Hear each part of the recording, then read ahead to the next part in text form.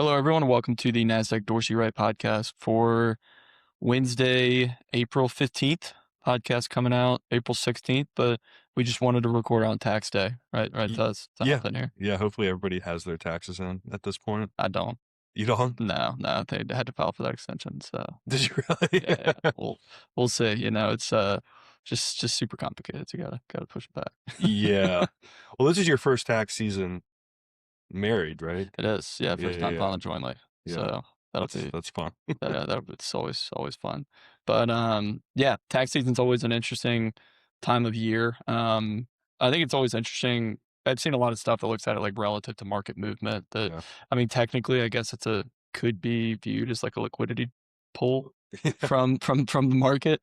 I mean, we haven't really seen that leading up to tax season, assuming not everybody waits until the 15th. Yeah. Yeah. Market's had a pretty good start to April, so For sure. I mean, we uh we had like a phantom podcast last week because we actually ended up using our weight of the evidence webinar, but we were talking about, volatility really come out of this market, peace talks, despite the headline saying, oh, it's going great, or it's not going great, or it's going great, every 5 minutes. It seems like the market is pricing in that things will get resolved relatively soon. right, Obviously, still risk out there, but S&P hit an all-time high today right. during the session. So um, VIX is back below 20. So things seem to be calming down a little bit. Yeah, I mean, we're recording this about an hour to go and trading on Wednesday.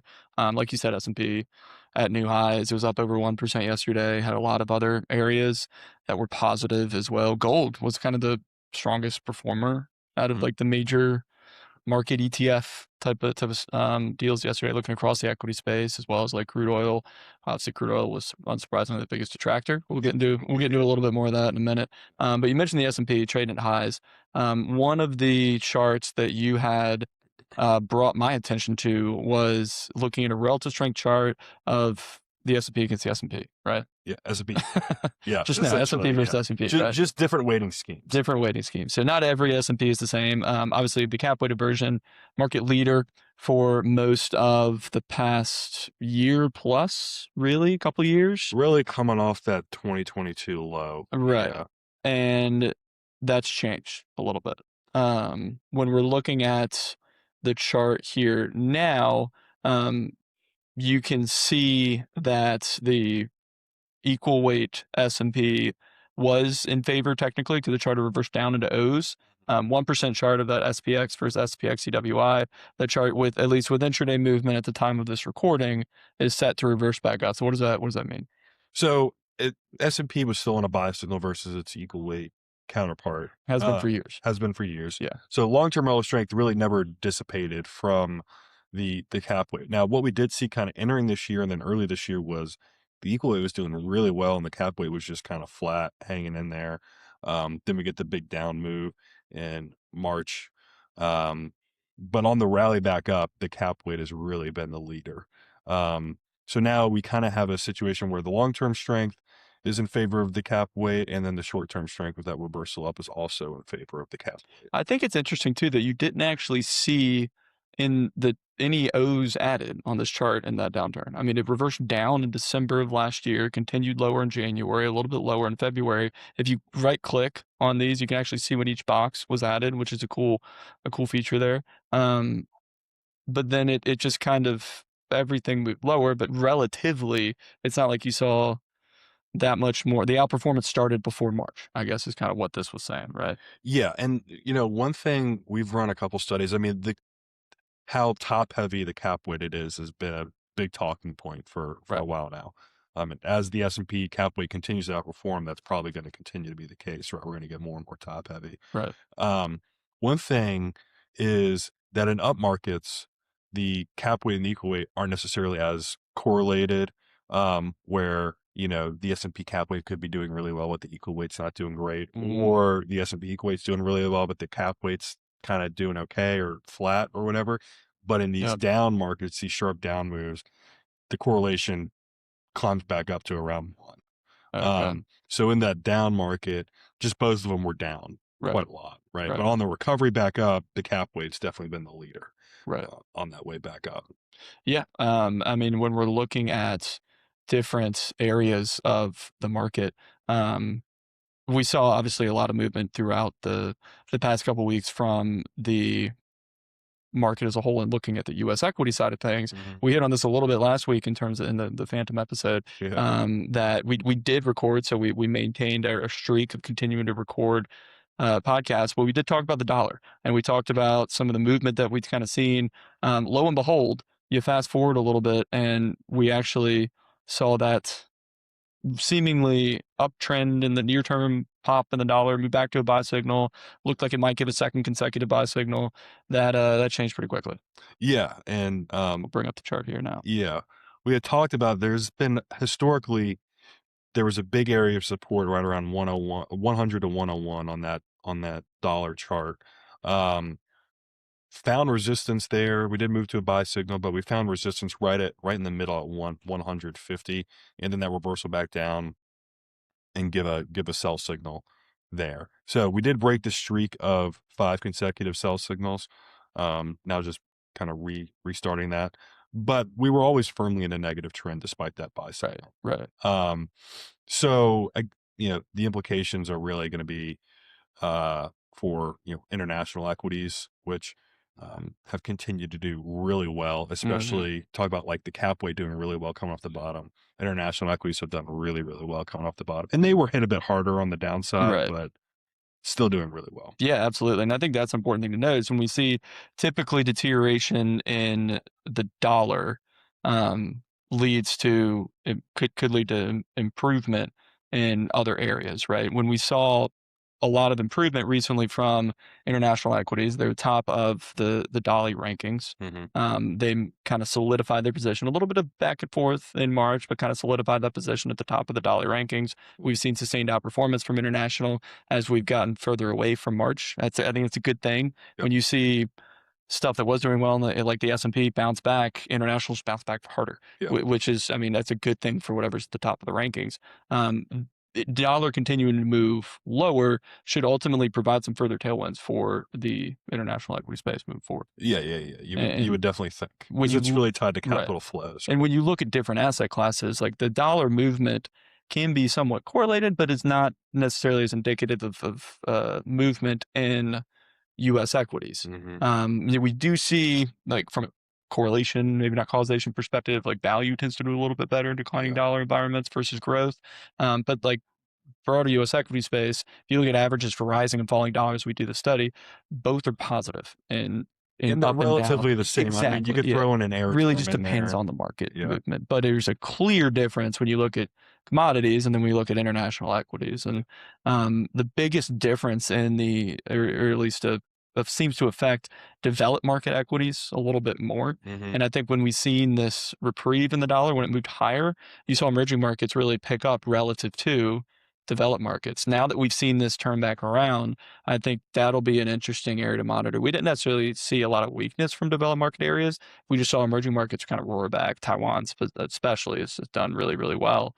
If the dollar continues to move lower, that could be a further like amplified tailwind on the developed market side of things. For sure. And then, developed markets, emerging markets really picked up at the end of last year, especially second half of Yeah, last year. and it Uh, continues to lead on a year-to-date it basis. definitely, Like EM is a higher fund score than EFA. yeah. So One thing I do like about the developed market space, what it's done over the last, year and change, is it's been a bit more consistent. I mean, that could just be a product of lower volatility right. overall. Um, but for like, depending on certain risk appetites, if you wanted international equities, you really have your choice. You could go with developed markets, you could go with emerging markets, you could just go ex-US entirely, which has still done really well. Hmm. So you kind of have your pick of the litter when it comes to international exposure right now, which is Yeah, good. there's definitely some areas that are not doing well. Well, Like yeah, yeah, yeah, within emerging markets, I mean, the emerging market space as a whole is doing well, but like India yeah, still is not doing well.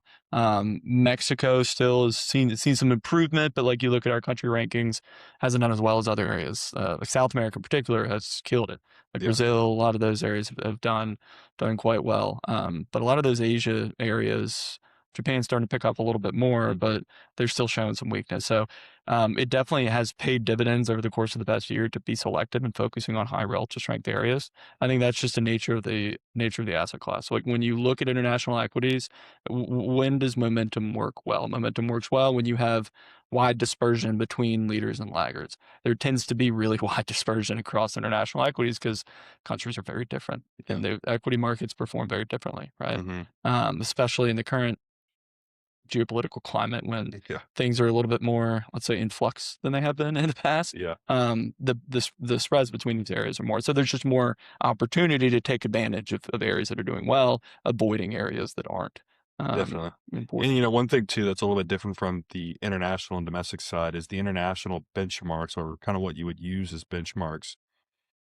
There's a good portion of the market that's doing better than their international benchmark. Where on the U.S. side for the last few years, um, a lot of it's been like if you got away from the S&P or cap weight, you got in trouble, right? Right. Where international, that really hasn't been the case. Yeah. There's been a lot of opportunities from a momentum standpoint, not only big dispersion between leaders and laggards, but the benchmark is just kind of It's not as high of a okay. bar.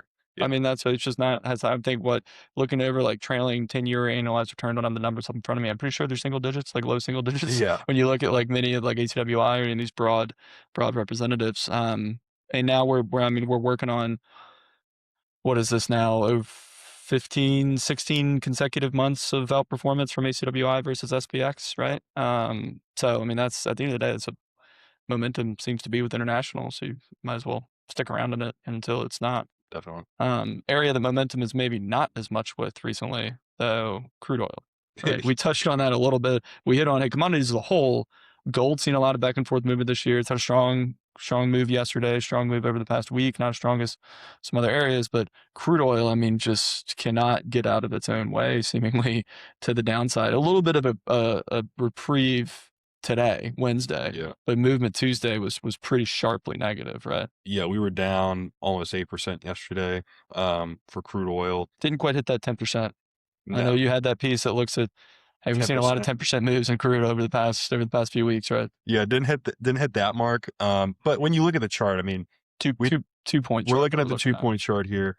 A lot of back and forth. So you got a buy signal on the initial shock high, then it gave a sell signal, 2 buy signals, sell signal, buy signal, and now we gave a sell signal yesterday. Right. Now, kind of the more interesting thing about this sell signal is if we draw kind of a line from that pullback after the initial shock high and do that kind of 45-degree Oh, up upwards here. angle. Yeah. We kind of broke through that I would call like a secondary trend line would probably be a good name for it. We still have the bullish support line down at 82, so still about 10 points lower from where we are now. But we are seeing prices kind of fall, and that's kind of to be expected as these there's a ceasefire and peace talks have kind of started. Nothing's for certain yet. But it does seem to be that prices and the market's expecting more positive news, I would say. Yeah, I mean, when you're looking back at other kind of moving forward from here, right, you can see that there is support at that 86 point, which was a level seen, was it in March? I mean, a lot of movement back and forth, obviously, there in March. And then support just beneath that at the longer term trend line that we kind of saw there. I would expect that like that level as a whole, also currently the 50-day moving average midpoint that we see, like that's probably a pretty realistic line in the sand to look toward is like if it falls further beneath 86, that's a bigger gap that would need to be filled, right? Definitely. Or would taken away from because that was obviously a big move higher. I mean, at the end of the day, hopefully that leads to lower prices at the pump because those are key. I feel like every time crude oil gets a shock to the upside, we see prices rise pretty quick, but they are a lot slower to come down historically. So I don't know if that'll be. I have seen airline prices come down a little bit though. That's good. Yeah, and looking at some movement, no immediate look. It's looking at some personal trips potentially off in the year. And I remember thinking it'd be nice to do something. Looked a couple weeks ago, talking to the wife about it. And it took a look at airline prices. I was like, that ain't happening this year. There's no way. The price had tripled from the last time I looked. Then I looked back at it last week. Price already come down a little bit. So I had to be related, right? I mean, you'd think, right? Yeah, you would think. Yeah.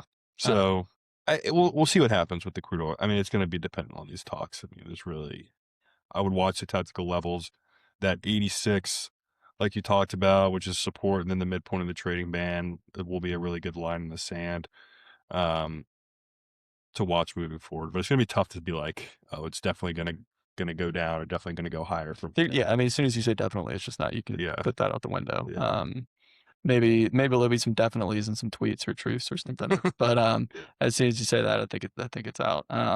But I mean, when we're looking at other actions, so we talked a little bit about broad U.S. equities, cap weighted versus equal weighted. We've talked a little bit about the dollar. We've talked some about crude oil now on the commodity side. Talked about international equities, international charts. We haven't talked a lot about, and even in last week's podcast, we didn't talk at all. No one would know us because we didn't release it about individual stocks. And so I think there are a couple interesting areas to look toward. We've seen some really interesting movement when you're looking at that cap weighted versus equal weight perspective, even just within the Mag 7 itself. yeah. The dispersion between names within there has been pretty shocking, Mm, is one word that could be used to describe it. Like Apple had held up really, really well relative to a lot of other areas. Hasn't seen the upside participation that we've seen other areas have over the course of the past couple weeks. Versus something like Microsoft. I mean, Microsoft just, it looked almost like it continued to move lower. It looked kind of like that crude oil chart a little bit, with just consecutive sell yeah, signals moving lower. And then on the other hand, you have like Nvidia, which has shown maybe not the level of magnitude of outperformance that we saw. It became known for, became a household name for, became the biggest stock from, but it didn't show the magnitude of deterioration that a lot of these other areas did, and yeah, that same amount of volatility. So I know we're actually coming out with a piece in the report today. I believe Miles is putting that piece together that looks at the Mag 7. We're getting into earnings season. Obviously, yeah. names like NVIDIA are going to be a while. Other names reporting over the course of the next couple weeks. But there were a couple that we wanted to hit on, even though it's not reporting for a while. I think NVIDIA is, or you called it out to us, as a pretty interesting technical picture, at least there on its default chart. Yeah, I mean, the thing with Nvidia was even entering this year was a lot of chop. Like it just moved sideways, and it's really continued to move sideways. If we're defining the range it's been in, we hit 166 in March. That was kind of the low from September of last year, and now we're closing in on the high of the range, which is up at 212. Right now we're at 200. Mm-hmm. Um, Pretty much just ping-ponging back and forth between those levels for, over 6 months now, Right, which, when people bring up NVIDIA, they still think of, 2023 and 2024 when, like, there was nothing getting in the way of it. right. So a really strong bounce back from NVIDIA and semis as a whole too. Yeah, If you're looking at, like, a broad semis representative, whether it's SOX or SMH or whatever, I mean, those moved all-time highs, um, well before the market did. yeah. Cooling off a little bit today as a group, but still really, really strong. Um, I think it's interesting when you look back historically at NVIDIA. I mean, you see, like you said, clear consolidation around that kind of 180 point, mhm, above and below, but like maybe a little bit more above, sometimes a little bit more below. But like clear which is interestingly just below the midpoint on its trading band now. I mean, the trading bands are, the midpoints are there for a reason, right? yeah, But you look back historically, and I'm just kind of dragging back on the chart. It's not the first time we've seen consolidation. Maybe it's the longest and most clear, but like we've seen notable consolidation at the end of 2024 into the beginning of 2025. Obviously, some other stuff happened yeah, around this time a year ago that led to some more volatility in the stock. But then that range, if you actually kind of take it back, you can almost go back into the summer of 2024. mm, And like it did move lower, obviously at points, but it wasn't able to really get out of its way. It wasn't this massive improvement like you mentioned, like we saw in 2023 and then in 2024. We also saw some consolidation points. Usually they typically last for a few weeks, a few months, not a few, like maybe a couple months, not 6, 7 months like we've seen now, but it has known consolidation. It's just really not been able to sustain levels above that 200 point. Broke above once, hitting it again today. I mean, mhm, we'll see if it can climb back up to those levels moving forward. I think when we take a look at the percent charts, those can be a little bit more helpful. If you look at this like 2% chart of NVIDIA, you can really clearly see that consolidation going back over time. Yeah. that is just, I mean, it's Really clean picture. very, very consistent, just back and forth. Well, very consistently inconsistent, Yeah. in terms of not being able to get out of its own way, to the upside or the downside. Yeah, and we'll see. I mean, one of the things to think about with ranges is too is like it's almost like a coil. It's building up energy. There's a lot of buying and selling activity happening around a central price, right?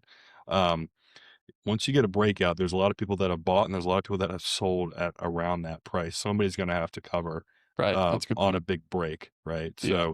So the longer it kind of stays in this range, the bigger the move I would expect kind of out of it, whether Right. it's to the upside or the downside. And there's calculations. You go back to like like TD's book on point figure charting that you can do like a horizontal price objective Yeah, calculation and yeah. stuff. And I know those are fun. I'm not going to do the math live on screen here, but those can be fun. I've seen some people, but it makes sense. I mean, the longer the coiled screen, the spring was I think an app description, like you mentioned. Yeah. You can think about it like that. It's just Nvidia wants to move.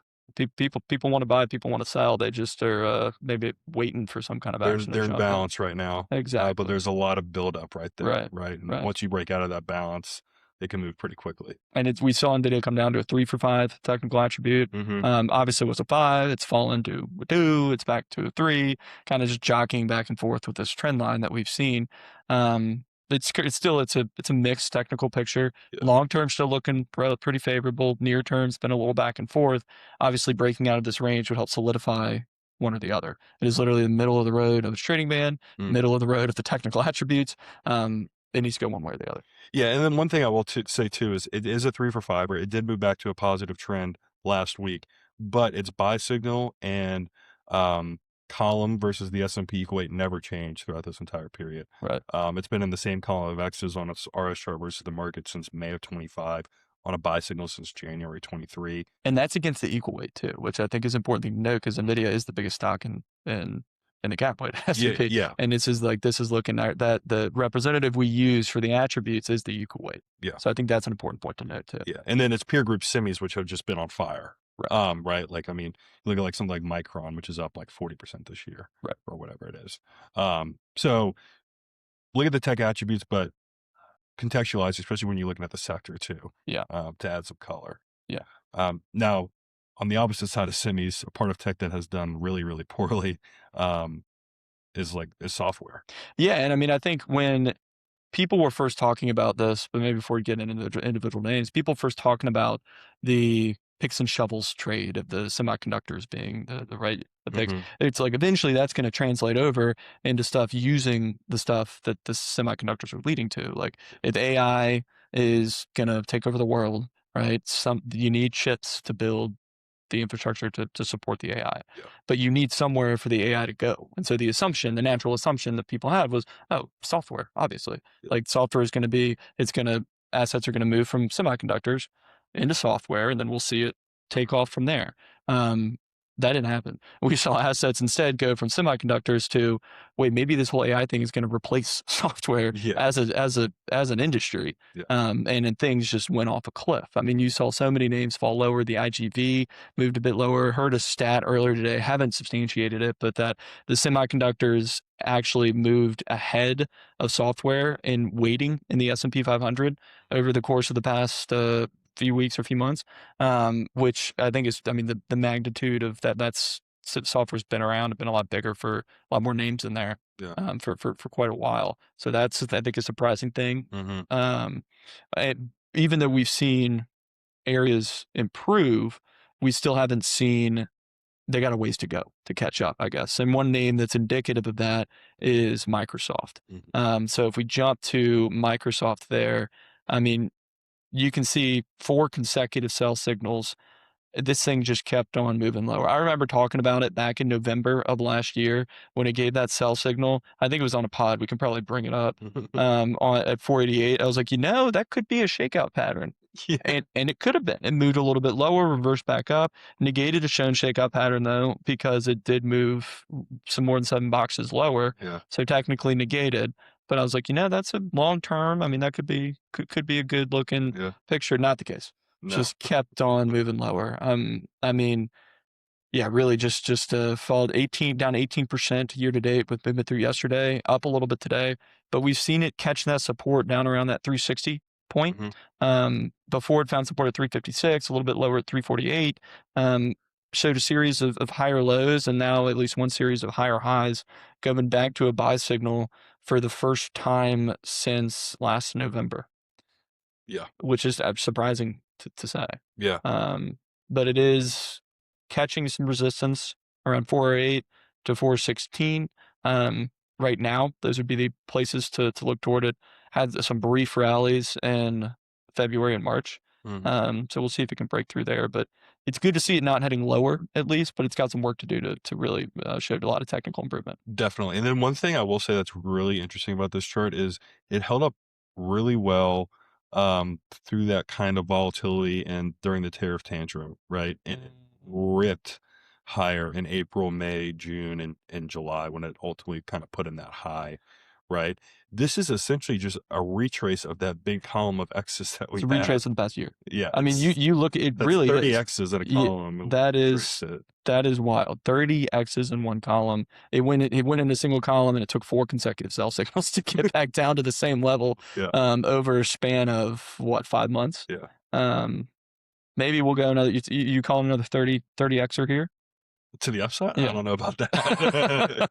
Um, that's not a bet you probably wanna take that often, but a lot of support there in the 350s and 360, which is kinda where we bounce off of. Yeah. I mean, yeah, it's a 2 for fiver, but I think there's still some things to be optimistic about, especially given that it held that big support area around 360. Yeah, and I think, I mean, if you look at like the software space, right? You see a lot of these areas, Microsoft's still the biggest stock Yeah. in a lot of those areas, and it's not the only name to show a lot of deterioration. Like you look at a Palantir. Palantir's back, it's down to a 3 for 5 attribute name. Microsoft's down to a 2 for 5 attribute name. You look at stuff like Salesforce, CRM. Mm. That name is down at a 0 for 5 attribute name. It's only down 35% year to date. Like Microsoft looks bad, but a lot of that software space looks a lot worse. So Yeah. if you see Microsoft pick up the pace maybe a little bit more, maybe you'll start to see it carry some of these other areas a little bit higher too. Yeah, and, we didn't talk about this chart beforehand, but the IGV, when we kinda mentioned it passing here, Hmm. um pretty much a 0 fund score. It's down 25%. It's up 4.5% today. Right. On that 2-point chart, really interesting. Long-term support here in like the low mid 70s, which is kind of where we bounced up here. Am I buying this thing with a 0 fund score on a sell signal still? No. But just looking at some That's longer good. term That's good. levels, yeah. Looking at some longer term levels, kind of an interesting spot there in the mid 70s on IGB. Yeah, and I think I mean, this chart obviously looks similar to Microsoft given the big name, but it's still more movement to the downside Yeah. versus Microsoft because we saw a lot of other areas show more movement to the downside. You can see some clear consolidation starting to build up though Mhm. around this current point. So I mean, if we can get back above those March highs, up at break above back to 90, Yeah, um, all of a sudden you got another big gap up into the low 100s definitely. to kind of look toward. If we are able to continue moving higher from there. Mhm. Um, so with that, I mean, we can keep ripping through charts here, go through the rest of the Mag 7, but maybe we'll save that for next week, Yeah, maybe through earnings or something like that. We'll assuming we probably actually rehash. release this podcast. Yeah, So yeah, yeah, we are hopefully going to start doing some of these live at some point. So that way we can be sure they get out there. yeah, for sure. Great. Cool. Well, Tez, thanks for letting me hop on here, Yeah, it's and great. thanks everyone for tuning in this week. We'll be back to touch base on other action next week.